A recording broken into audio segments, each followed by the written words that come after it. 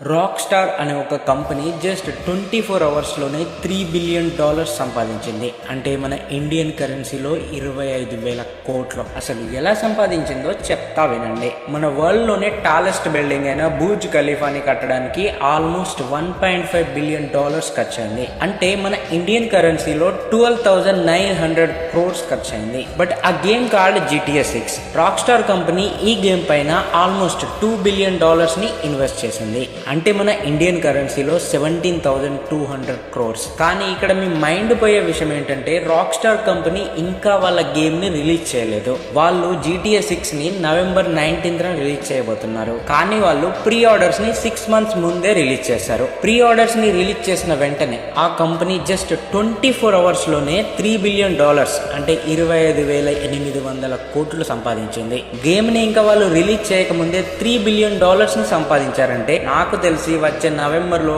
Game release అవ్వక ముందే వీళ్ళు ఆల్మోస్ట్ $12 బిలియన్ ని సంపాదించేస్తారు. అంటే మన ఇండియన్ కరెన్సీలో చెప్పాలంటే ₹1,00,00,000